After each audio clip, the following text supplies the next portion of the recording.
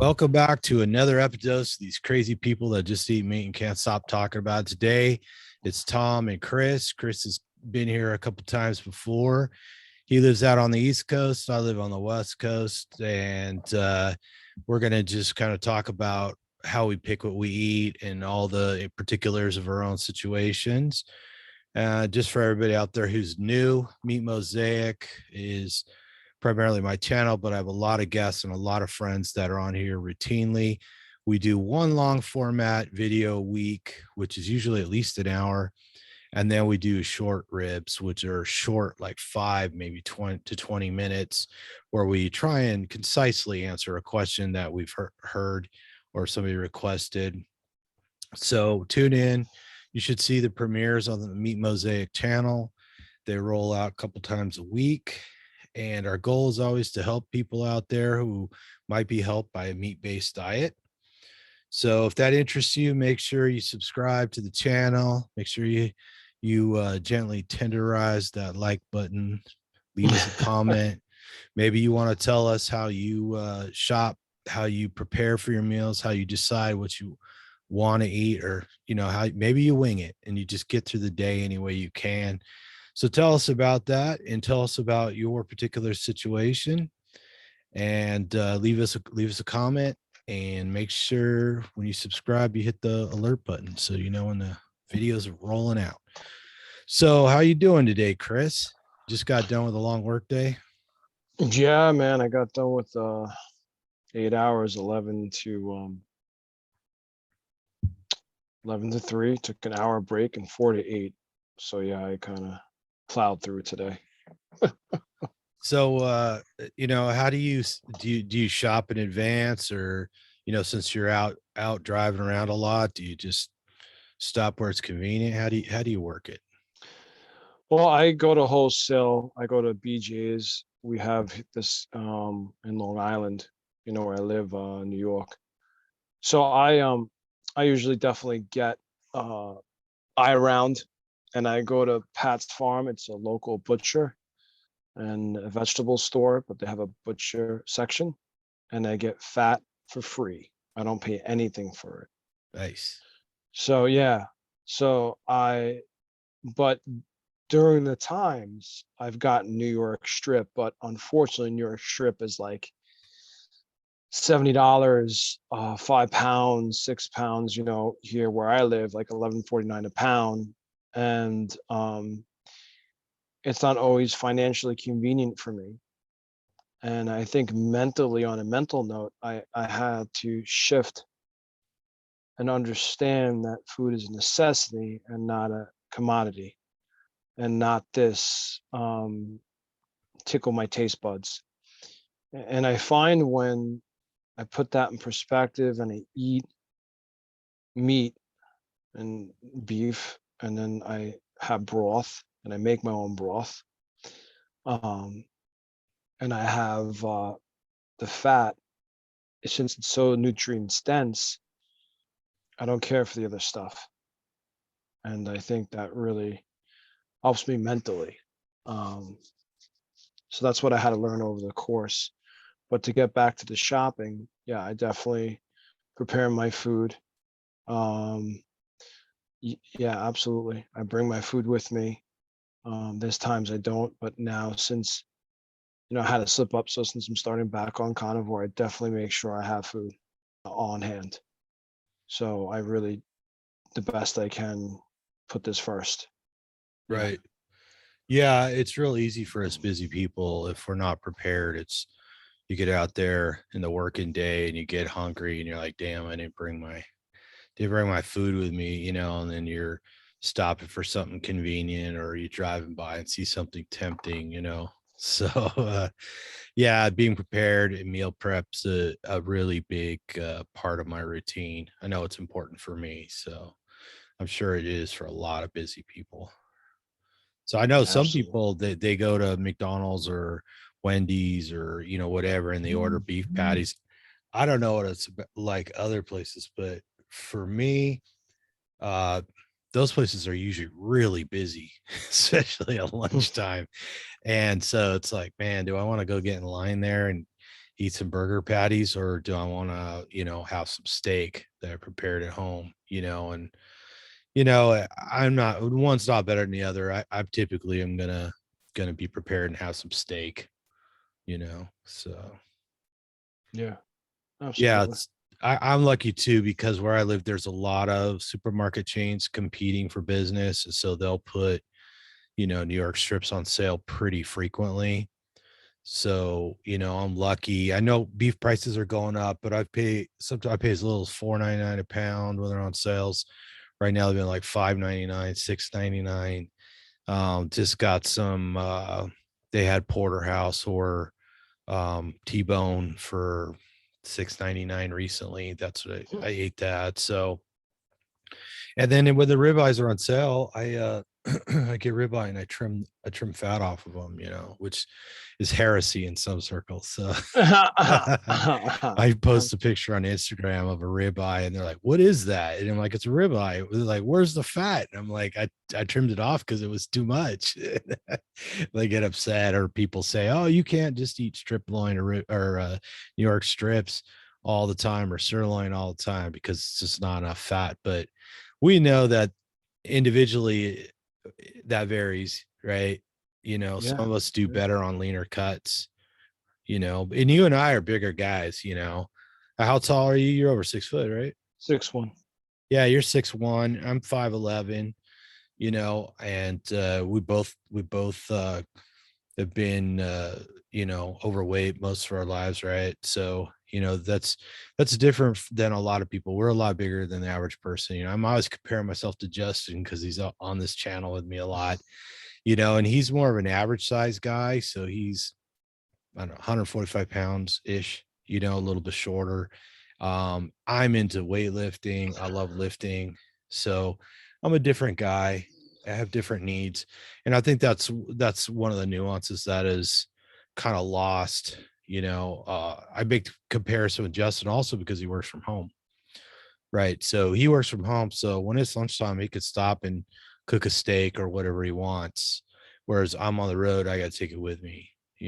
So there's all those little differences, right? So, and then we all kind of prefer different things and have different budgets. I buy, like I said, what's on sale. Sometimes it's tri-tip, sometimes it's, um, trying to think of the other cut. It's the big roast, the the one off the rump. What the hell is it called? Brisket, The shoulder. rump roast. Oh, The jeez. God, it's right on the tip of my tongue. We see it all the time. But anyway, Butt roast. I'm trying to not that one. But anyways, doesn't matter. But like, I tend to shop the sales, and try and buy frequently as opposed to in bulk, just because the bulk stores where I live too really busy, right? Especially if you try and go on the weekend. Mm. So, I typically I go to work, I hit the gym on the way home. I like an empty gym. I don't like crowds. And then I hit the supermarket that has meat on sale on the way home from the gym at night. Again, no long lines. A lot of times that's how I shop. So, and a lot of the big box stores are closed by then. So that's kind of just how it falls into place for me. So yeah. Okay. Okay. No, So no. you cook a lot of your milk, I mean, meat, and just take it in containers with you.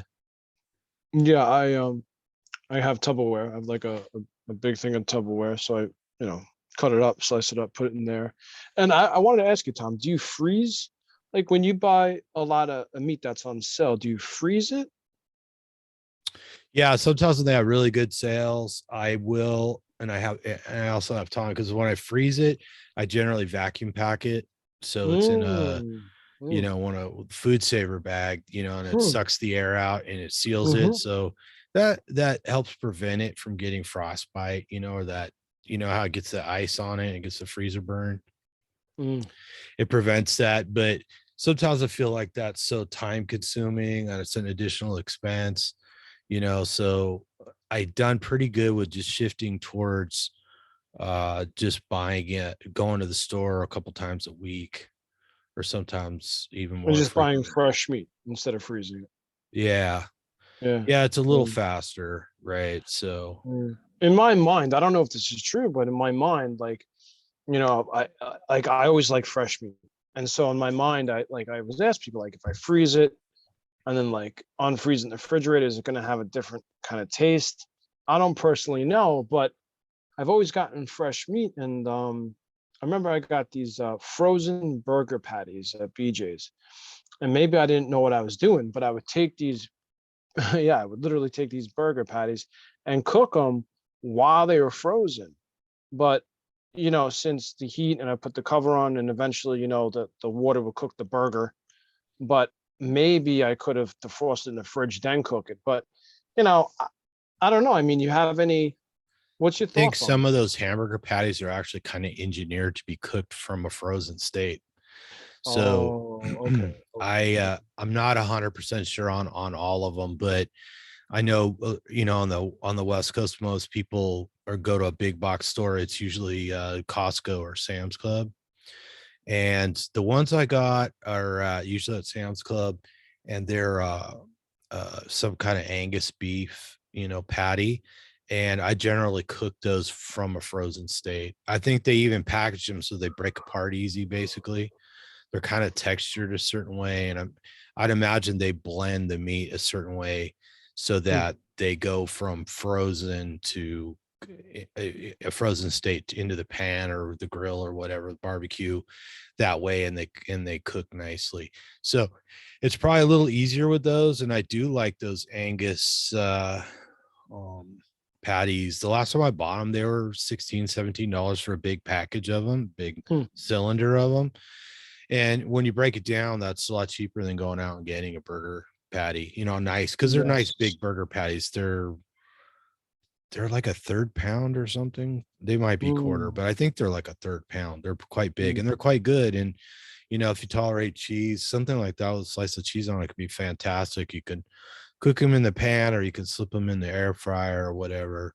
You can put them on the grill. So yeah, so some of those are designed that way. It's it's not, they hold together too. So however they however they grind them up and squish them back together, they hold together nicely. It's a little harder to do if you just buy ground beef and try and make a patty. It's tends not to stick together as well for some reason. And Hmm. maybe that's a fat content, or maybe that's just the different coarseness of the meat. I'm not sure. I noticed that some ground beef is much finer than others.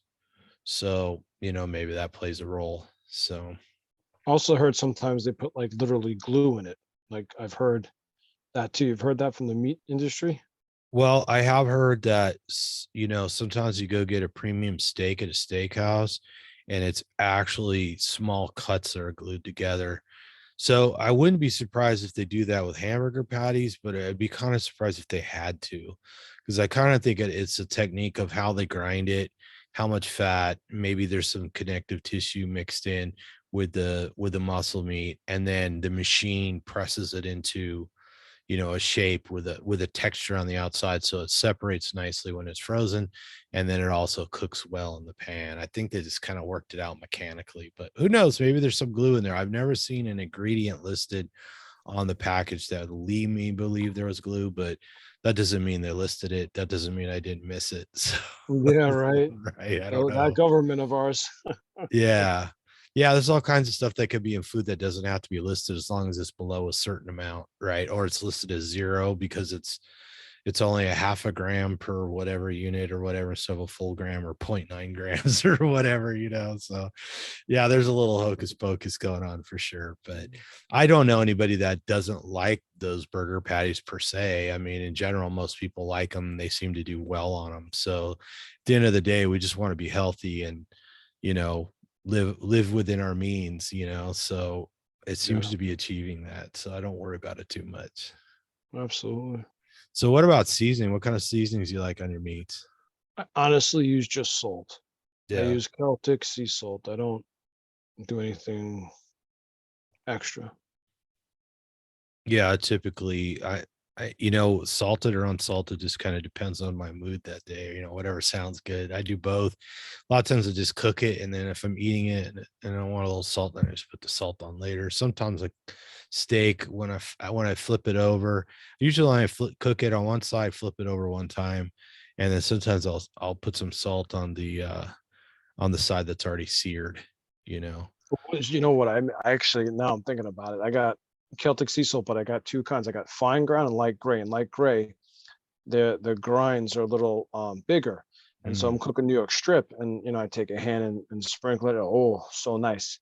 And I called the company, and the company said there's different nutrient factors in light gray and mm, fine ground. So my body, and talking about, what does the body want? Because this is really listening to the body. Once the sugar and the carbs are cleared out, you really get in tune with, all right, do I need more fat? How am I feeling? Okay, I don't want more. Okay, I'm good. And mm, then it's like, all right, now I want more beef. Okay, I want beef. It's and the body just, it gives the signal like, oh, we want more meat. Okay, no, we don't. We're good.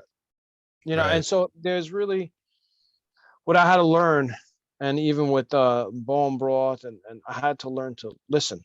Listen to learn to listen. And it's Mm, like that's the paradigm that I had to begin to not only shop and see. And I don't know, but I'm thinking even today when I was talking to you earlier about New York strip, I'm really thinking to probably get New York strip tomorrow because my mind's like, yo, I want to get some strip. yeah. So I miss it, and I will sacrifice the funds for that when because just like I sacrificed Shell gas, 93 octane V Power is the best gas on the market, and I got it today. It's like 3.99 where I live a gallon, but I'm like, you know what? I want to treat my car to it. So when I can treat myself to things that are good, then I'm going to partake in it. So I'm probably most likely going to get New York tomorrow. Yeah. Well, good. Yeah, no, I mean, you're lucky too, because that gas would probably be about 4.99 here. Yeah. So I know it's usually like New York and California, LA are usually the most expensive on fuel. Oh So yeah. yeah, Oh yeah. probably Hawaii's probably way up there too, but Oh yeah. Oh yeah. yeah, I mean, and I know because like I talked to Justin, and they just don't have all the different supermarkets that we have here. So when he moved there, I was kind of like, well, what do you mean you don't have New York strips on sale every other week? you know, what are you telling you? So on one hand, we're kind of spoiled. On the other hand, we pay a little too much for some things. So Yeah. Yeah, it's true. It's true. so let's get into, you know, falling off the meat wagon, and recovering from that. I think a lot of people, they have a problem with, if I don't do it perfectly, I'm not what I say I am. It's like, Mm, if I don't eat mm. just meat all the time, I'm not a carnivore, or somebody's gonna snatch my carnivore card, right? Whatever it is. Carnivore So, police but e- comes. everybody has transgressions, shall we say, or everybody, whatever, you go to a football game and you're drinking beer, eating hot dogs and popcorn and peanuts, or whatever, or it's your kid's birthday, or you get some cravings. Let's talk about cravings and falling off the wagon and getting back on. So, Sure, so sure. where you been with that? So I realized that about 2 months ago, because I'm in a 12-step program, and I went through the 12 steps, and I went to make this amends, and I was going to marry this lady. She was from Africa, and I thought, I said sorry. I'm like, what can I do to make it right? And she's like, nothing. So she was holding on to this resentment. She was upset. But even before that setup, I had um I had a dream. I had a dream that I was drinking soda, and I woke up. I was like, oh, thank God that was a dream. And then I went to the cabinet, and I had diet. mug root beer. And I said, oh. So I started drinking diet mug root beer. And, I realized that, maybe that wasn't the best idea. And I think in that same day, I went to BJ's and I got roast beef. Now, the roast beef has natural flavoring. Now, natural flavoring can also have MSG in it. And my stomach wasn't feeling too good afterwards. And so that kind of got the ball rolling for me because not only it was kicking off me not feeling like the carnivore card was taken away, like I felt that mentally, I was starting to get, this obsession. And my mother was helping me out to purchase meat because I was going through financial difficult times and they were going away. And they said, well, we can't support you. This is what you have. And I'm like, I'm bugging out. I'm like, I want my New York strip. I don't want my New York strip. Like, I don't want to get this piece of meat. It's not good enough. And so this really perfectionism, kind of like, expectation, just having like this perfectionist mentality. And so then I realized like, all right, so if I'm not gonna have it, and then the worst part of it, the night that that my food wasn't cooking fast, I was really hungry. So there's a couple elements that came into play. The girl, the dream, the roast beef, not having the food fast enough, not getting New York strip, like 5 things. The stress level was through the roof, and I had eggs. And then I just said, screw this, I'm going for it. And out came, you know, I don't even know what I remember I ate. I think I started drinking milk or something. And then I think I had peanut butter and jelly. And then I think, I don't and this was a 2-month thing for me. And I gained 60 pounds in 2 months. That's a pound each day. Wow. And so, my cycle was, putting whipped cream, just pouring it in, maple syrup, peanut butter and jelly, white bread, whole wheat bread, Burger King. Burger King, two Whoppers, 2 double Whoppers, one with bacon, one without, 4 mozzarella sticks, onion rings, small fries, of course, caffeine, sugar, soda, mozzarella sticks, and then 2 milk, like Oreo shake and brownie. So I was really Wow. pushing the limits.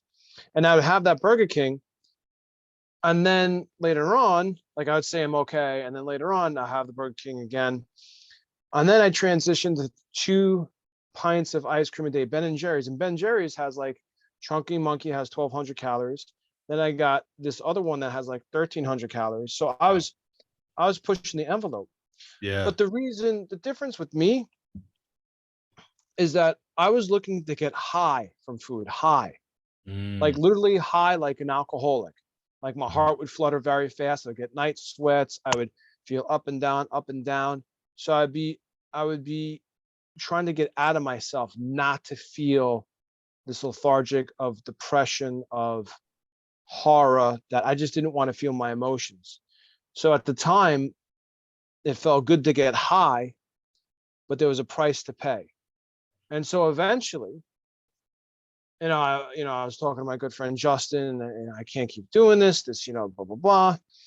And then I was trying to think like, well, should I go on this other food program that I was on and that have vegetables? And now I was looking at Sally K. Norton, and I was looking about oxalates, and I was looking about the symptoms of oxalates. And I was like, wow, I'm like, I don't know if I want to do that long term. And so this whole week I've been working, and the whole week I've been doing carnivore, and I've really, my mood has been stable. I haven't really, but the best part about it is there's this more of even when I don't get enough sleep, I know how to shift myself into, where I can get food. Like the coolest thing about carnivore is like even when I'm tired, my body somehow kicks in like, all right, let's grab from this part so we can give this guy energy. Like let's kick in this chemical or cortisol or whatever. Let's give it to him. He wants to go make money. Let's give him that edge. And then and the good thing about it is that it's sustainable. And I think and looking at the past is the carnivore doesn't fluctuate the heart. Caffeine fluctuates the heart, constricts the blood vessels, any type of carbohydrate, any type of sugar. But the problem for me is I wanted to get high. Like it's like somebody shooting heroin. So food for me, I gotta be on carnivore. Because even when I was doing these vegetables, it was like 3 pounds of vegetables a day. And Wow. I was, yeah, 3 pounds of vegetables a day. And I did it for like 2 days and I was peeing and peeing. And the funniest thing is I was looking at my steak, cutting it up. I'm like, 4 ounces of steak. I'm like, wow, I could definitely have more. I'm like, oh, okay, gotta have the vegetables. Okay, the vegetables. Oh, okay, steak. Okay. But then when I would be having this steak, it was like it was good, and the vegetables would fill me up, but then I would burp a lot and I have a lot of gas. And it's just like, and I do like vegetables. I'm not sitting here and say I don't, but looking at my history, the reason why I even came to carnivore, and the interesting thing is I could have, because I worked with somebody it's called Gray Shooters Anonymous, and I was having like joint pain, Mhm. and I couldn't play my guitar, strum it. I couldn't turn a steering wheel. I Mm. could have maybe gotten, conjoined, or I could have gotten some other type of thing. But at the same time, my brain wasn't functioning very well. I was more on edge. I was more nervous. I was more nervous. And Mhm. I think carnivore, Perhaps higher level of anxiety. yeah, and I think carnivore is really like laid that groundwork to kind of like calm things down in a way, Mhm. and for me not to, like, because when I didn't realize how how malnourished I was. And so I think realizing carnivore, and I listened to Judy Chow and Justin hand me a podcast, and listening to like the people that are addicts with food, they have to be super strict. Mhm. And for me, not only it's the food, I need a support group. So today I was talking to you, because I can't do this alone. I finally figured that out. So I'm gonna get maybe I'm gonna call Dairy Anonymous, because people that call Alcoholics Anonymous, they know it's about alcohol, and you can't drink. So I'm probably gonna call Dairy Anonymous, because dairy is not good for me either. Mhm. So the wheels are starting to turn. I'm back on Meat RX, but I don't know if they have anything like 12 step. I benefited from the 12 steps so much. And I think Yeah. in my own journey, in my own life, I think this is, in my testimony. Um, and so I'm just really excited where I've been and where I'm going. And I think I want to continue to stay on this journey, because if there's so many pros to being carnivore, the only cons of being carnivore, sometimes I feel a little nauseous, sometimes I have a little Really. diarrhea. That's about it. You know, Mhm. other than that, you know, yeah, it's quite amazing what how the body uses the reserve tanks, for meat. It's quite incredible. So Yeah, I think once you've been just eating meat for a while, one, you definitely notice a decline in cravings, right? And two, those signals of hunger and thirst and conversely satiety are so much clearer, right? So like you can separate out things like cravings from just your basic, like, yeah, I'm hungry, a steak sounds good, If a steak doesn't sound good, you're probably not really hungry. So, and a lot of people are worried it's boring or whatever. You're basically just drinking water and eating meat, so some people include dairy, but by and large, it seems like most adult carnivores don't drink milk or anything like that. So I think that you get so much more clarity on what you really want, and then you start to feel better, right? And so at least you have that feedback of, I eat this and I feel better every day, and then I go fall off the wagon and I don't feel good, right? Whatever you start, you start burping, and then you have gas, and then you get heartburn, and then you get stomach pains, and then a lot of people get diarrhea because a lot of the fiber in the vegetable matter actually just irritates the lower bowel, right, and creates a lot of discomfort. And of course, that's where the gas comes from. The fermentation of the plant products in the lower digestive tract are an issue, right? And when all that settles down and your world is much simpler, and you're like, yeah, I'm hungry, or I'm gonna be hungry, so I better have that steak handy, in an hour or whatever. And I know right now I'm trying to mostly eat just during daylight hours. It's sort of a compressed eating window, but not a super strict compressed eating window. But I have to plan ahead. It's like you're busy doing stuff. You're like, oh yeah, I'm gonna be hungry. I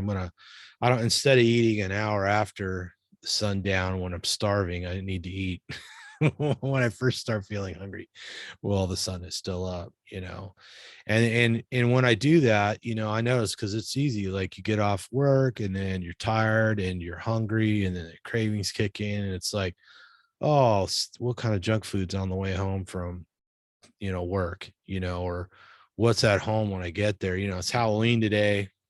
Anyways, I know this video probably won't come out for a week or so, but right now it's Halloween. There's Halloween candy everywhere. If you don't see candy somewhere, you see a candy wrapper, Mm. because it's that time of year. And we all grew up, most of us grew up with that, right? And this kind of kicks it off, because by the time you get to Thanksgiving, there's treats around, there's a lot of desserts usually, and it's colder weather, and you start seeing like the sweet, spicy drinks, some people make for, I think a lot of them are like apple juice with spice in it, or, tea with spice in it, or Like mulled pumpkin spice, wine, a lot of people doing pumpkin. pumpkin spice, right? Pumpkin pie, cranberry, this and that, stuffing and mashed potatoes. And then before you know it, here comes Christmas, right? Christmas cookies and more sweet drinks, and candy canes and all that, so it's ubiquitous at some point, and then And pretty you know soon you what, hit. I realized, Tom? It's interesting because the food companies has sold it so good, and the memories and the endorphins and the dopamine and the serotonin that gets kicked off. Like when we visually look at this, like, get perfect example. I was at Dunkin' Donuts yesterday and I saw a round Oreo ice cream pie. Hmm. And so I never ate one slice of pizza in my life. I never had one serving of ice cream. So when I saw that, my brain's like, I'm going to get fucked up. So before I went on that impulsive thought, I ran the tape through. I played it through. I'm like, well, if I have that, I'm going to go back to Burger King, then it's going back to Ben and Jerry's. That's like, again. So what they've done, and I'm learning by this lady, Joan, I forget her last name, Joan, but she has an ACR. I forget what it stands for, but basically she studied all this, and the tobacco industry used the same, I think they used the same scientists to come with this addictive food. So a lot of it's not, and some people can't understand it, but it's not our fault. Like, we've been programmed because you want to feel good around the holidays. So what happens, you miss your family. So then you take the food. It's a very emotional time. And so there's a lot of emotions that are connected to this feel good, opiate, endorphin high food and carbohydrates and sugar. So you're right. This is a very hard time. But I think what I can say to myself And to balance it out is say, well, thank God I'm not destroying my life. Thank God I'm not destroying my body. Thank God I'm not. And that's what it is for me. And mentally, it's like I don't have to worry about it because I don't need it and I know what happens to me. And and so I think when I put it in that perspective, then I could be around that. And if it's too much, I just leave the room and say, I'm sorry, I can't be here.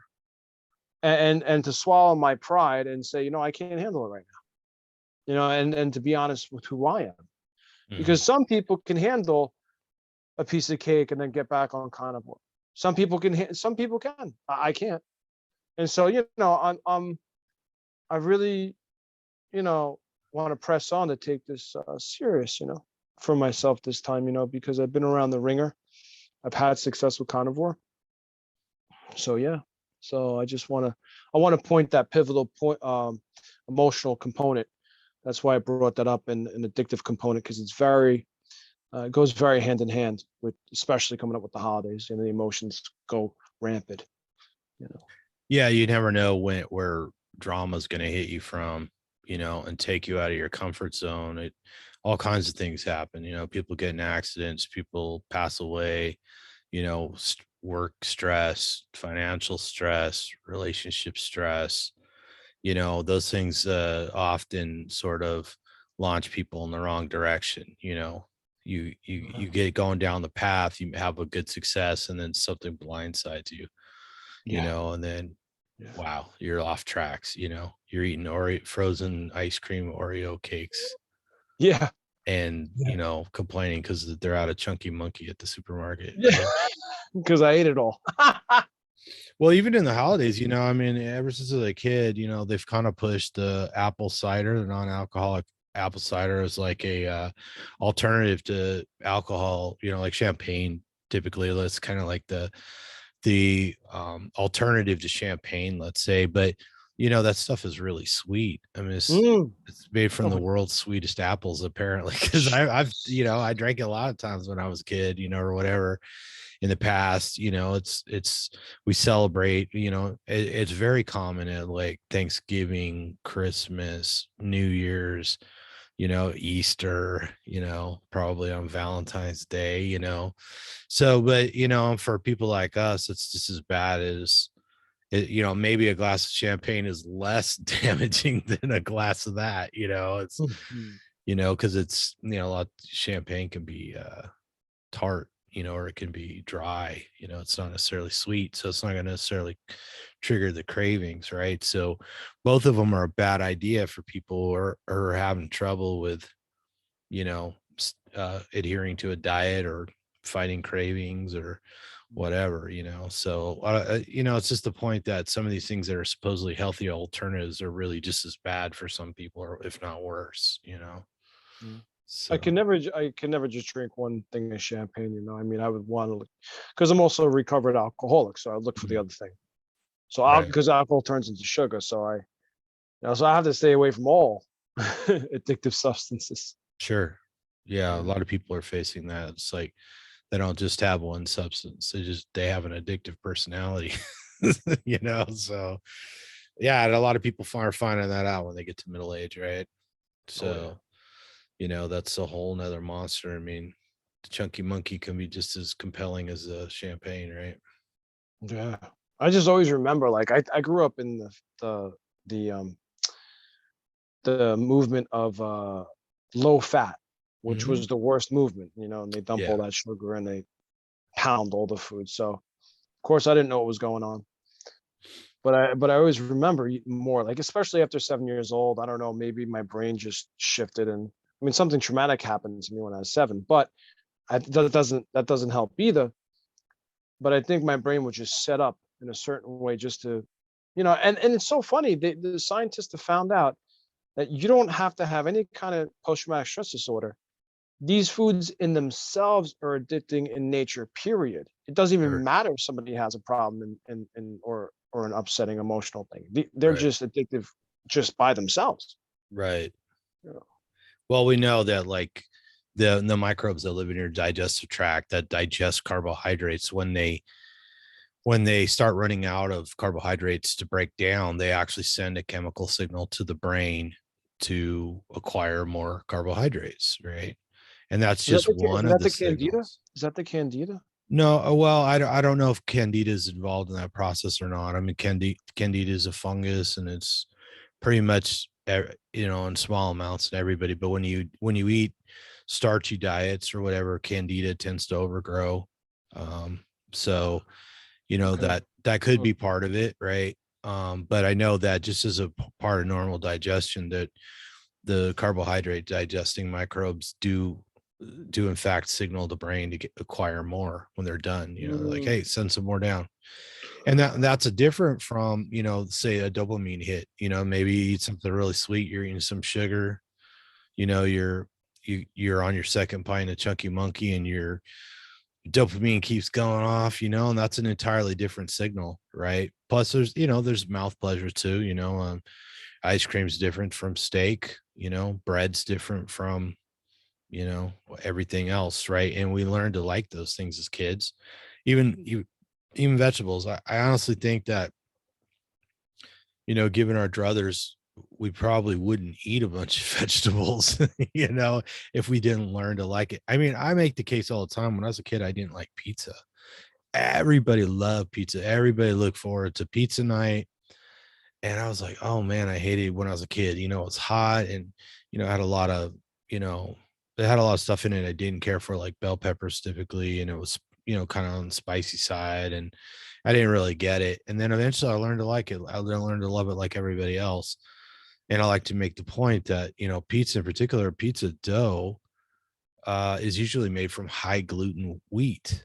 And that's what Mm. gives the crust, when you see the guys spinning the big pizza pie base, that very elastic sort of dough. That's usually why it has so much elasticity, is the high gluten dough, right? And we all know, gluten, we could argue about whether it's a good nutrient or not, or it had good nutrients in it or not, but a lot of people react to it, right?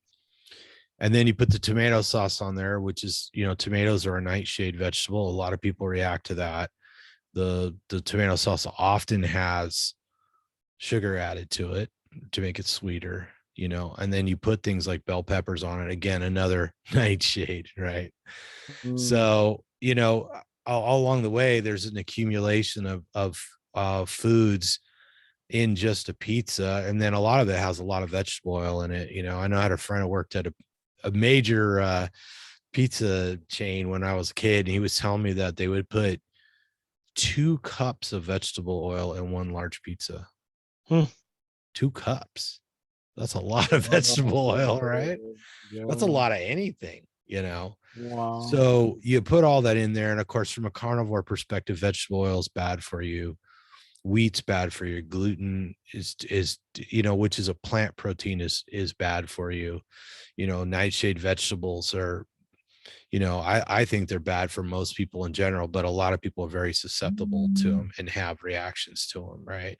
So it's just they've taken something that is made of undesirable components and made them very palatable, right? Eating a piece of pizza can be very enjoyable, right? There's a lot that to like about pizza when you learn to enjoy it, but in the end, it's made out of things that typically make people sick. They just don't realize it.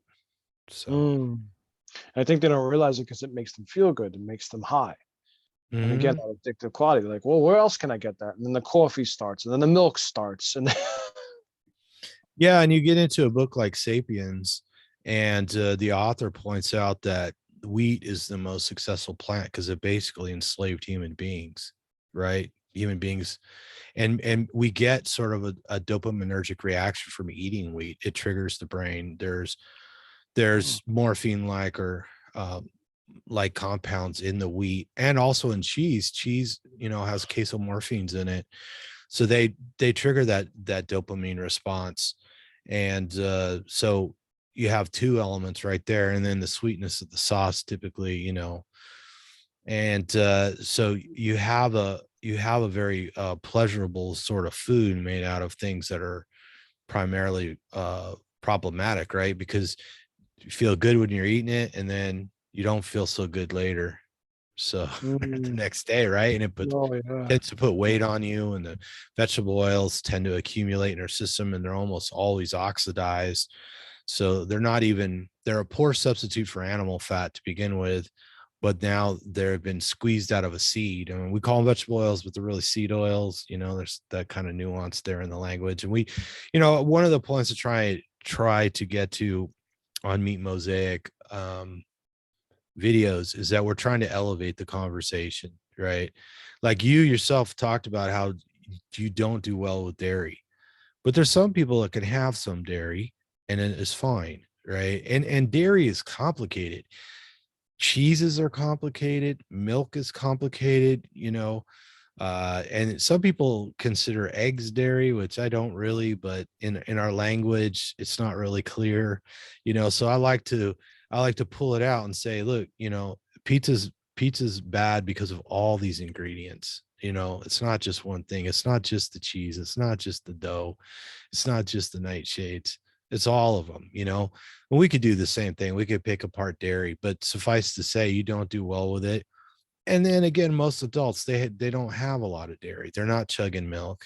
They might put some cream in their coffee, or they might have a little cheese on something, but they don't have much more dairy than that. So even if it didn't really agree with them, they may never know because it's such a small amount, right? So I Mm. never like to say, oh, never eat dairy, right? Just like I don't tell people whether they salt their meat or not, or if they put some seasonings on it and it agrees with them, then have at it. Or you put some sauce on it or something. Some sauces are rich in sugar, some have MSG in them, some have, they have things like gluten added to them. A lot of soy sauce has gluten added to it to give it a certain texture or certain viscosity, right? And but some people have some of that and it doesn't bother them at all, and other people, they have a reaction to it, or it triggers cravings or whatever. And I think as individuals we have to work through that, and that's part of elevating the conversation and not trying to say you can eat this and be carnivore, or you can't eat that and be carnivore. And I don't really like to let it slide into just a meat-based diet, because I think that this kind of eliminates the opportunity to have the conversation about the details, right? If you Mm. just say, oh, well, what's meat based? You eat mostly meat, or you eat 90% meat, and then you can have whatever else you want for the other 10%, 20%. Because again, then we don't really get into the details. We don't really know why some people thrive and some people don't. And that's really what's important, right? Mm. It's very based on anecdotal experience. It's true. Individually, I can't. Like you said, if somebody is fine with the dairy and they can, like keto carnivores, some people can. Some people can. I think, and this is my experience. And I'm not saying like if. I mean, I can't. Even when I have the cheese, my joints get inflamed. Is that You right? know, yeah, yeah, right away. Like I could feel it, Mm. and so you know, I'm sensitive to that. The morphine. Well, Yeah, go on. dairy can be problematic both for the proteins in it and the sugars in it, right? Mm, And then mm, milk in general is obesogenic. Milk in general in nature is designed to put weight on babies, that's right? right. That's right. And human babies don't do well if they're not fat, right? It's That's it's right. like a known That's right. fact that, like, you got a skinny baby, that poor baby's probably going to have at least learning disabilities, right? That's right. Because there's not enough fat to fuel that incredible brain that's developing, right? Human brains are such a major part of what sets us apart, right? We're the only animals born with a head too big for the birth canal, right? It's a miracle we make it, right? And then that brain we're still not developed enough to get by. We need constant attention, even though we have this giant brain, because it's still growing, right? it's a Mm, it's a unique sort of thing in the animal world, and without a lot of fat, and particularly animal fat, that brain won't develop very well. absolutely. Yeah. That's why I think it's so important for women to breastfeed. So important. Um, and be on, like a carnivore diet. Because that's essential. Yeah. And it's interesting because I was doing some reading, and the brain's made out of like 85% saturated fat. Mhm. And like if like the electrical system, we need sodium. And that's why milk is so cool, because milk balances all those things out for, like you said, growing a child, like you said. Mm-hmm. So, Yep. Yeah. So and I think most adults, unless you're underweight, if you're drinking a lot of milk, you're probably gonna have digestive issues and probably, you know, it probably will cause the accumulation of a lot of body fat. So, oh but a yeah. little bit for some people is fine, you know. Yeah. But I wouldn't be chugging it by the gallon unless you really want to get big, right? Yeah, that's And a we have to definite. consider that. I mean, there's plenty of people out there who have trouble keeping weight on. You know, Yeah. they're too small and they need help. And that might be a lever to pull, right? If they tolerate milk, that might be part of the solution for them, right? Oh yeah. Oh And they're yeah. probably going to need more fat, if they're going to, like you and I tend to eat leaner cuts of meat, or tend to, top round and sirloin and strip steaks and stuff like that. They might need the ribeye. They might need that extra free fat from the butcher, that Mm, you're getting, right? And they don't know. I mean, I usually don't get the fat for free if I need extra fat, but the most I've ever paid for it was like $1.79 a pound or something. And mm, I call the butcher in the morning, the meat cutters at the store in the morning, and say, hey, can you save me beef fat? You save me 10 pounds. And then they're just like, sure, and then, I go pick it up later when they're done trimming. And sometimes I get some amazing fat, like it'll be cut off like a prime rib or something, and there'll be a little layer of meat in there with it. It's just, some of the best fat I've ever seen sometimes, there just depends on what they're trimming. Right. And you could do the same thing. If you like pork fat, they'll save pork fat for you as well. mm. So for all those people out there, yeah, most of us primarily eat eat beef, but some people do really well on pork. I know some people get worried about the fat ratio in there, that's too much of this kind of fat or that fat. But hey, the like you said, this is all based on anecdotal evidence. And some people really thrive on pork, and some people really, they eat a lot of like chicken thighs and stuff like that, right? So they get a lot of their, chicken, very lean animal for the most part, domestic chicken. So, if you're not eating the thighs, you're probably not going to get enough fat, but people do it. Some people even cook their chicken in beef or pork fat to fatten it up a little bit. So, I so, remember I remember having duck, because we talk about the ratios. I remember having duck, and the fat was so good. Next day my stomach was hurting because it was so hard to digest, because the skin, the fat, I mean, the duck was good, but so that was a complication. But and unfortunately, most of the duck I see too is vegetarian feed duck. Like, so they're not out eating snails and all that fish and stuff mm, like they normally do. They're farm raised and they're eating some sort of vegetable proteins, so well, and I called the company and they said, yeah, we genetically modified feed our ducks. uh, So, yeah. And I know in the salmon industry, there's some salmon that's raised on farms. They feed it, pellets, and the pellets have dye in them. So the salmon's a nice bright pink color or whatever color salmon is. So mhm. I know in the last video I was wearing a shirt that was kind of orangey salmon color, and then when I saw the video, it was pink. It's like, Huh. well, I don't know. Maybe I'm colorblind. I don't even know what color salmon's supposed to be. So, anyways, but yeah. So sometimes what your food eats is important too. And I think the reason why some people react to pork is because pork eats. They feed pork a lot of soy. There's sort of a Mm, ceiling there. mm, It's true of chickens too. Uh, mm, Pigs can eat a fair amount of soy, and then they start getting too soft. The muscle tissue's not of good quality, right? And the pigs have issues. So soy typically a cheap source of plant protein, but it's also full of things like phytoestrogens, which is like a plant version of the female hormone. So the soy in itself can have a hormone effect on the animal that's eating it, and we've seen that in some studies with human babies. You feed them soy formula, and particularly males, it can lower the exposure to testosterone, which isn't good for heart development, particularly in males. So, and I don't think it's 100% clear how that affects adults or even female infants, but plastics too. It's like good reason not to heat things in plastic, because there's these xenoestrogens that can come out of plastics particularly when they're heated, or they go through warming and cooling cycles, and they get in the food. And in some cases, I mean, I don't know how overblown this is, in some cases have actually been able to measure those levels in human beings, right?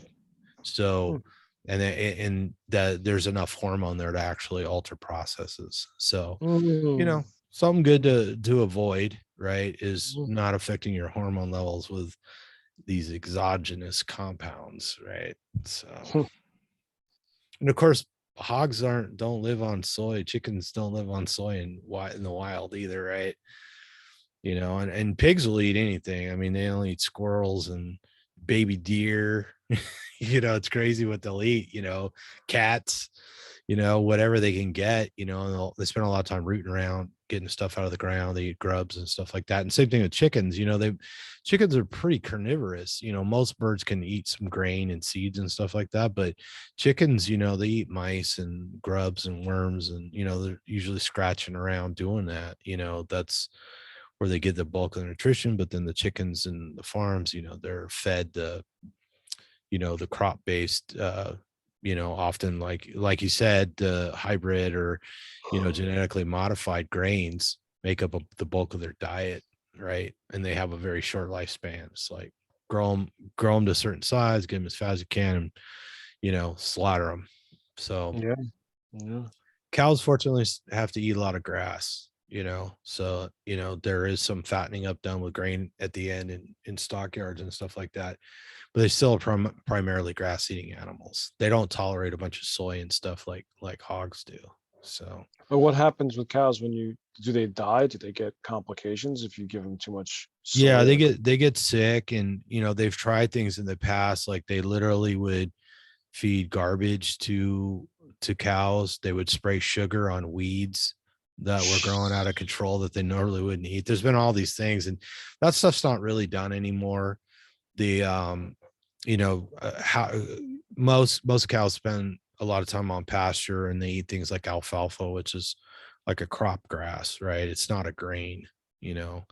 So, or hay, you know what I mean? So that's because they're ruminant animals that need to digest, primarily grass, and then they'll feed them corn and stuff like that. And a lot of people don't realize that the corn that cows eat isn't like what we eat. They're not eating Orville Redenbacher or Jolly Green Giant kernels. They eat the cobs, they eat the stalk, they eat the whole corn plant, right?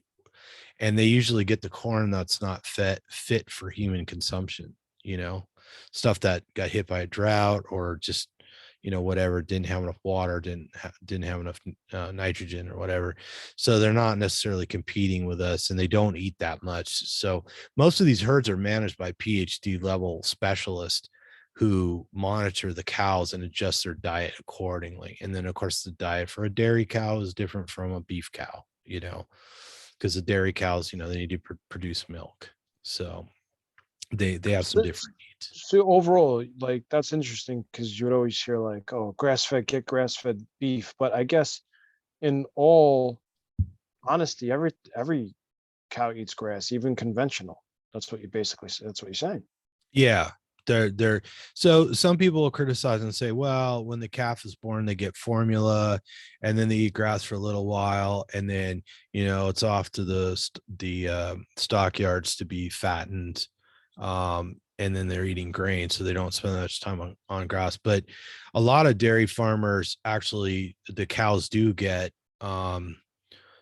milk for mom. So that's kind of a misconception, because some of these cows, like Holsteins, produce an enormous amount of milk. Hmm. So they're both able to produce milk for sale and milk for calves. And there is formula. A lot of times calves are, there is formula in their diet, or some people, do feed baby cows just formula, like humans, you know. But they primarily have to eat grass, and there are other things that they mix in, but there's plenty of good videos where they explain why they feed cows what they feed, what they eat.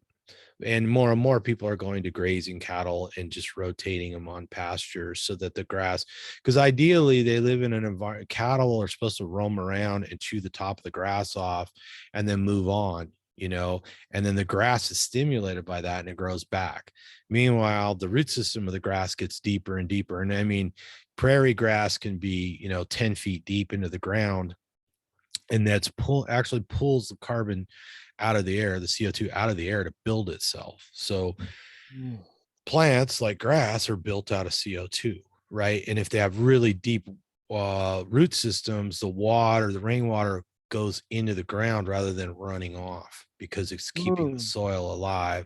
If the soil dies and it's hard, then the water runs off, you get runoff, and and then the ground dies, dies back, vegetation dies back. But you put the animals on the land, they keep that cycle going. Their hooves are working the soil. They're pooping and peeing everywhere.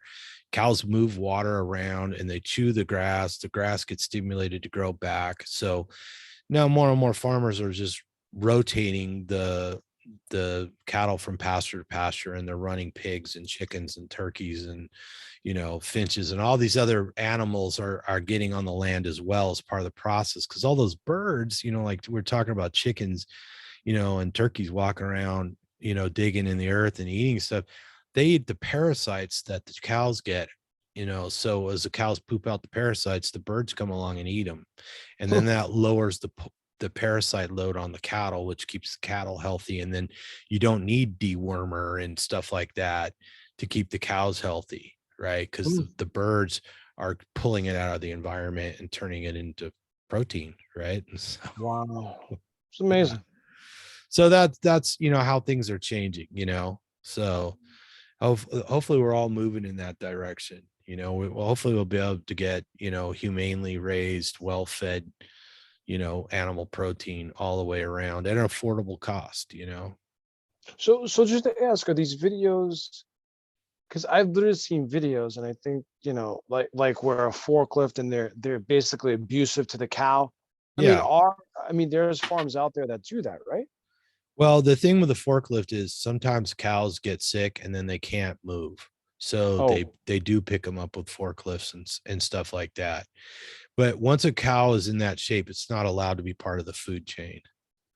So, and then another thing you hear about is, oh, well, dairy cows, their udders get infected, and that infected pus is getting in the milk. Well, that stuff is very tightly regulated. So the milk is tested for stuff like that, and the cows are watched very, very closely. And if you ever watch them, the cows going into the milking machines, the guys put antiseptic on the teats before they engage the machine. And if a cow does have think it's called mastitis, when the udder is infected, then they don't use that milk. That milk does not go into the supply that is consumed. That milk is dumped, and it's milked with a special machine that's separate from the other machine, so there's no cross contamination. Because a cow has to be milked, you can't not milk it. Right? That milk's got to come out, right? So that's part of taking care of the cows and keeping a close eye on them, and that's why they usually have at least PhD level experts monitoring this, right? Because the mm, health of those cows is very important to have a business that's going to survive, hmm. right? So it's not just all willy-nilly. And we hear about, oh, they use all these antibiotics and stuff, and a lot of that's been scaled back, and mostly antibiotic use is just for when the cows get injured or sick or whatever. Birthing is still risky for cows, just like it is for human beings, and things go wrong and stuff like that. But there's we hear all this stuff that these animals are always beaten and tortured, and most people take care of these animals and they look at them as living creatures, and they don't want to be cruel to them. Most people just don't have that in them. Not that it never happens, and maybe it was more common in the past, but now they're looked at as, you know, an important part of a business. They're looked at, as living creatures, and they don't want to be mistreated. And their life on a farm, particularly for like a cow or something, is way more peaceful than it would be in the wild, right? Because there's always predators out there trying to eat you. And if you see what happens to, you know, animals in the Wilder wild, beasts. Yeah. yeah, Yeah. it's a stressful life for those animals. Most of the cows have a pretty low stress life. Yeah. So Yeah. Yeah, man, totally. And like, so when somebody says they own a ranch does have grass, I guess. Cause it's so funny because I mean, is that true? A ranch has grass? yeah, well, that's typically what a ranch is, I mean, a farm, it depends on who you ask and where you are, but typically farms are where you raise crops, but they often also have animals. And ranches are typically where they have things like cattle and horses and stuff like that, Hmm. and they usually have bigger open grasslands. And a lot of the land that's not suitable for raising crops like, corn or wheat or whatever, are actual suitable for grazing cattle. And and then more and more they're incorporating other animals in that grazing territory because it's just better for the ground, it's better for the plants, and that in the end is better for the cows, and that in the end is more profitable, right? So it's they're working that stuff out. Some of these places are ripping out foreign vegetation, that was imported or put there, and they're putting back the native prairie grasses because they do better in that area. Even swapping out trees with stuff that's native because they do better in that area. They don't require the pesticides and the maintenance and the herbicides and everything that some of the other stuff does. So that's kind of it's kind of the best for everyone, and people are starting to realize that. Hmm.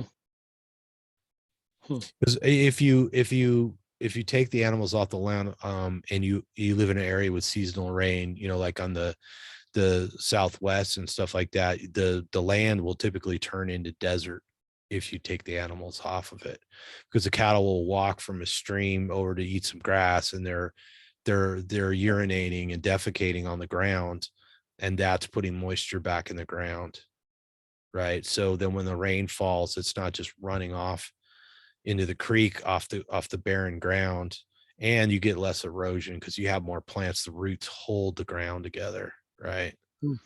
As well as pulling carbon out of the air. So a lot of places are looking at putting animals on the ground. You could start out with stock tanks, so you truck water out there for the cows have something to drink, and then all of a sudden, boom, the vegetation starts coming back and the topsoil starts coming back, because that's one of the problems with crops. When you're using Roundup and liquid nitrogen fertilizer and stuff like that, the topsoil starts dying, Hmm. so um you have fewer organisms in the ground, you have shallow root systems because those crops are ripped out every, Hmm. and a new crop is planted. If you can put prairie grasses back on it, you know, and shrubbery and stuff like that, that last year after year after year, their root systems get bigger, they're more resistant to pests and stuff like that. And then the cows and stuff eat that. And then the pigs and the turkeys and the chickens and the guinea fowl and all that stuff, they eat the other things, the It's bugs and amazing. whatnot. Yeah. So It's amazing how nature is. And then we try to say, oh, it's the cow's fault for some environmental conspiracy. It's like, no, we need cows. right. Yeah, cows will actually help pull a lot of the carbon or CO2 out of the air, which there's a whole argument, there's a whole nother side of the environmental argument that I won't get into, but for people who are concerned about that, it's a good thing. Cows don't really wreck the environment, and they're not stealing our water. I mean, a lot of these calculations like, oh, all this water is going to cattle, but they count all the water that falls on the ground as water that's used by the cattle industry. And it's like, well, it's just rainfall falling on the ground. It was going to fall there anyways. Right. So don't put it in a column where it seems like a negative, right? Because it doesn't Right. make any sense. Right. Right. So, and if you're going to have a prairie full of grass, why not have cows eating it? Yeah. I don't know if you've Totally. ever driven across Kansas, but there's a lot of grass out there. Wow. Yeah, Wow. it goes on for miles and miles and miles. You can't believe the prairies in areas like that. And then, like I said, in the drier areas where they have more seasonal rains, there could be a lot less desert if there was prairies there instead. So One of my friend, he lives in Texas, and he says when he's a trucker, he's a truck driver, and when he drives through, he smells all that manure because of the farms. I mean, mhm. so I guess that's true, right? Because when the cows are defecating and you're close by, and Yeah, well, I live in an area. If anybody from California has heard of Chino, there's even a song about Chino. So like the dairy industry moved farther and farther outside of like downtown LA, let's say, right? It used to be in like El Monte and Artesia and stuff like that. And it came out towards Chino and that whole area. And yeah, when you have big dairies with where the cows, are basically in giant pens, just walking around all day, then the manure is very concentrated and can be very pungent. But when they're out grazing, you don't smell it really. So do both farms do? I mean, there's just dairy farms there, and they keep the cows locked up. I mean, is that true? Like all day, or did they let those dairy cows graze too? I mean, I guess they got it right. those guys actually feed at a fence. They have these little mechanical arms and they stick their head through the fence, and there's like the tractor comes along and pushes the hay up to the fence, and they stand there and eat. That's how they get most of their food. But they basically walk around in giant dirt lots. And the dairy cows tend to herd together. They're herd animals, so they instinctually kind of stay close in groups because that makes them less likely to be picked off by a predator, right? But you can walk right up to the cows. They're very friendly. They come running over. They see I go out and take pictures every once in a while, and I'll pull over. I'm taking pictures, and a cow looks over and he starts coming over, and he's all excited. And another one comes over, and another one, and then pretty soon you got a whole bunch of them coming towards you, and they're huge. Like a full-grown Holstein is a big animal, right? And that's a typical dairy. A lot of dairy cows are Holsteins, those black and white ones. So yeah, so the animals they're friendly and they seem content. I wouldn't really want to stand around a dirt lot. And yeah, it'd probably be nicer if they're out on green grass, but the cattle that we eat as meat tend to spend most of their time on grass, and then the dairy cows tend to spend a lot of time standing around on a dirt lot. So but they have shade and stuff. They have water, and they tend to be well taken care of. So I've never seen a downer cow in person. I know it happens, but yeah, they move them with a forklift because how else are you going to pick up I don't know how much they weigh, but at least a ton, right? Yeah. you stand up, you stand up next to a full grown Holstein, and you're like, man, that is a big animal. Yeah. Oh yeah. And then if you ever seen a full grown Longhorn, oh my God, Oof. huge animal, Wow. massive animal. And the weird thing is the Holsteins are like the Longhorns are really mellow. They're like easygoing, laid back. And then sometimes you see the Angus. The Angus could be kind of black or kind of a dark red color or whatever when they're young. Those guys are wild, especially when they're young, man. Do not jump in that pen because they get excited and they start running and jumping around. Like, yeah. So the different cows have different personalities for sure. But most of the time, like, the Angus, you see them, they're just wandering around on the grass eating. It's just what they do, you know, big ones, little ones. And when you go bull riding, that's a cow too. When people go bull riding. Yeah, those are the big males. And Mm. there's some breeds that are like you're not gonna I don't think you could get a longhorn to get that a longhorn that excited, and you probably wouldn't because the horns on the longhorn are just shockingly large. They look ridiculous when you're up close. So that's probably a different kind of bull, I don't know, maybe a Brahma or something like that that is, you know, uh much more high spirited. So mostly mechanical now, right? Mm. Yeah. Wow. So Yes. Yes. Go to those restaurants. Kind of go bull. right. Try not to Yeah. lose your hat. Yeah. Yeah, dude. I love seeing those cartoons with the Yosemite Sam and with the bull, the cartoon. I haven't seen that one in a while. Yeah. Yeah, man, it's funny stuff. And so yeah, man, just really interesting. I think it's just important to realize that like to stick to carnivore, and keep rocking out, man. You know. Yeah. You have a problem, keep going. There's probably somebody out there who has the information you need, or the support you need, I mean, that's one of the best things about Meat Mosaic is just been meeting so many people and talking to them and hearing their stories. And, just when you think you've overcome something really difficult, you meet somebody who who overcame something even worse, Yes. or overcame more problems, right? Yes.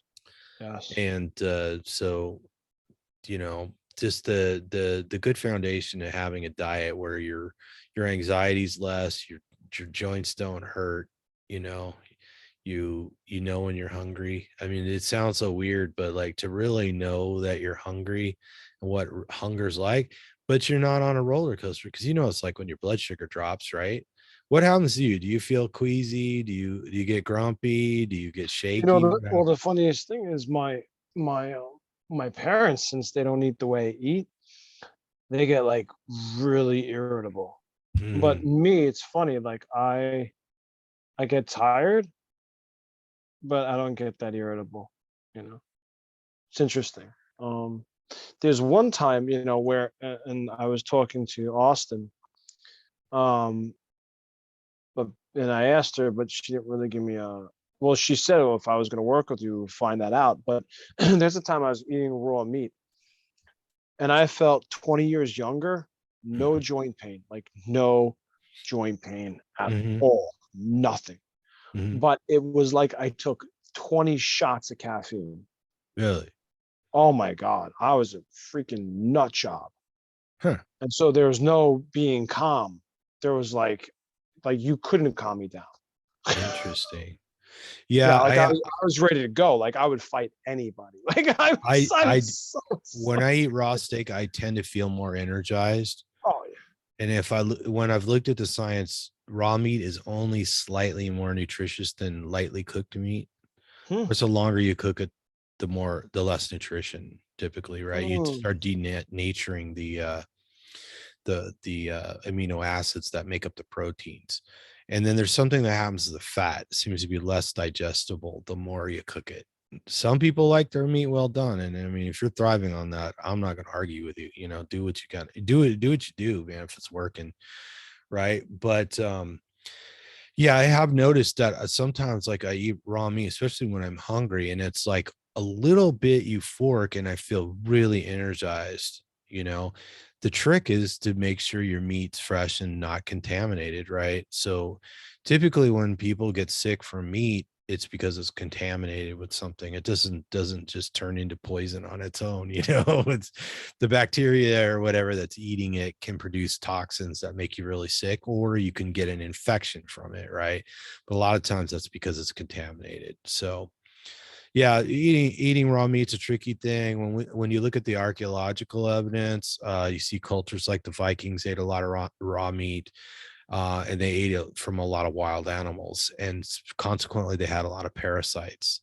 So they would have like roundworm, tapeworm, pinworm, stuff like that. And we know that because they left, settlements or habituation sites where they lived for long periods of time. They had latrines or sewer systems. They're not a modern sewer system, but sewage pits, right? And we see in these parasites that they had, and sometimes you see evidence, of course, in mummies or skeletons or even fossils.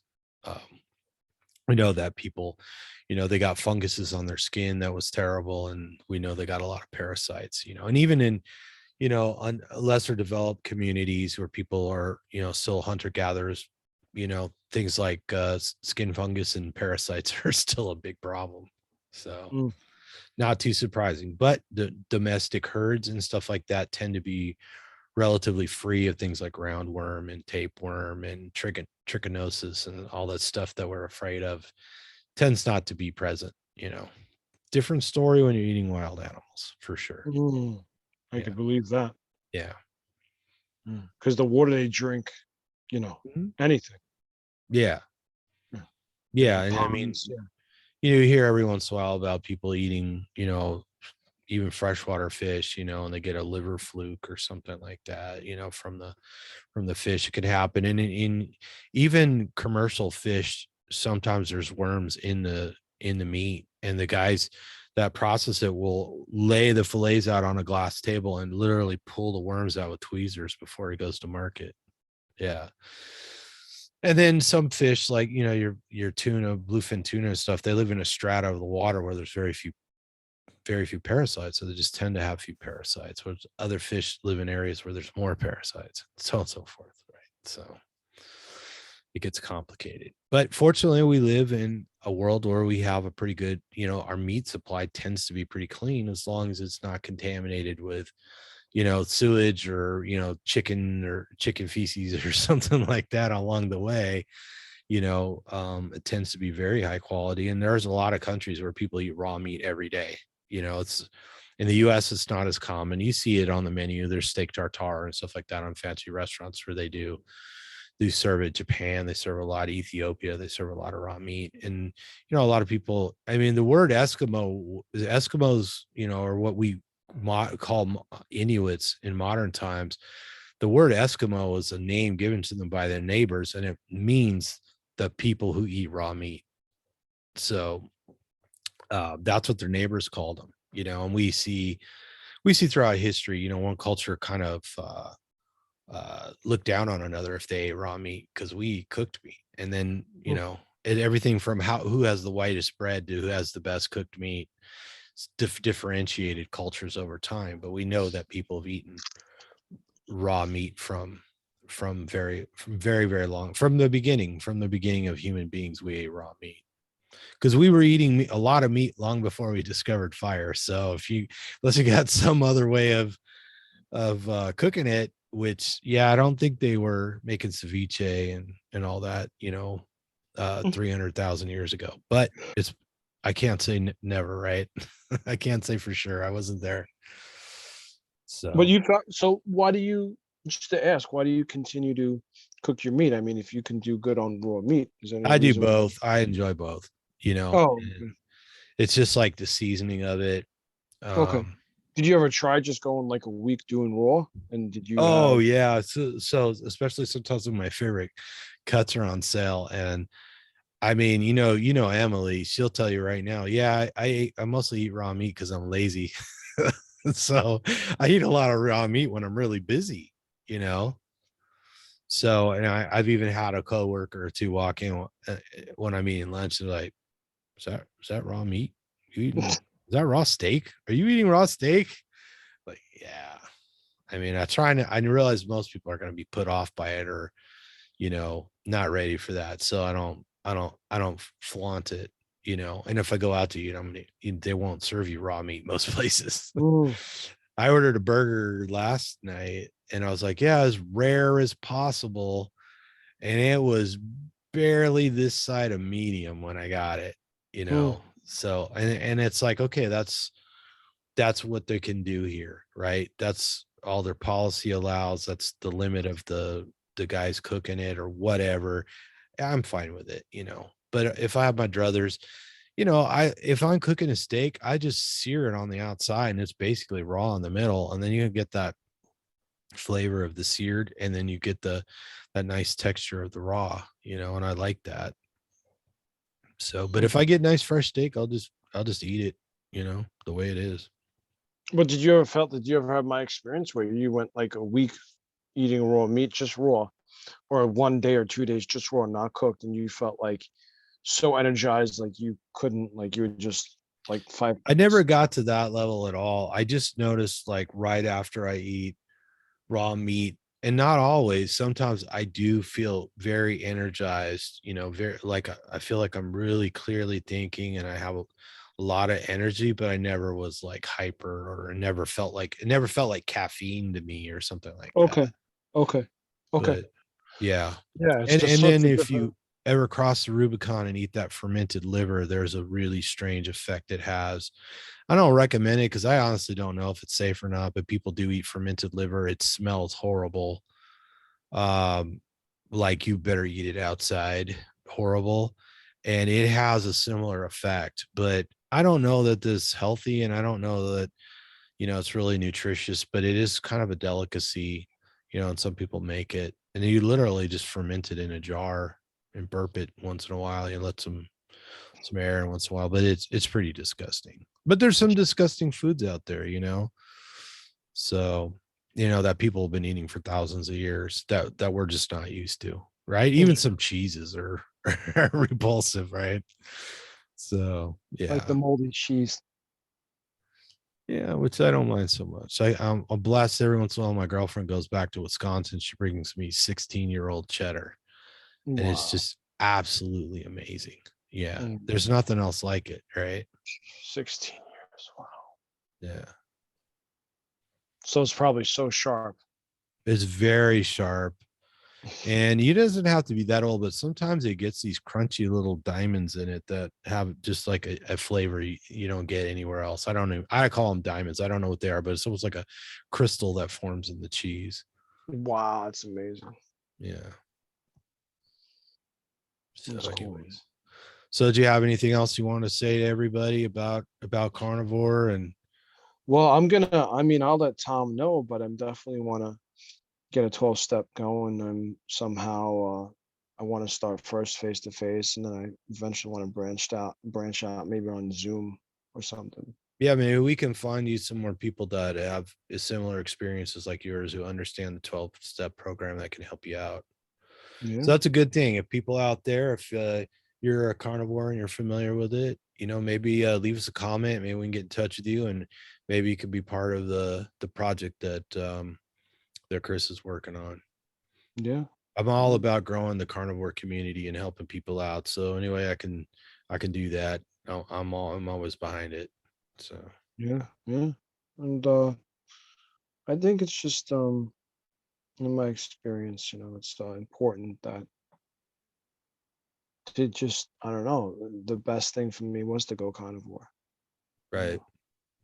Well, Yeah. most of us got here on carnivore because we were struggling with something, Yeah. arthritis, migraines, addiction, whatever it was, on and on, MS, bipolar, you know, on and on and on. The people were desperately trying to find some way to improve their condition, and a lot of people found vast improvement just by eating meat. So, not too surprising, right?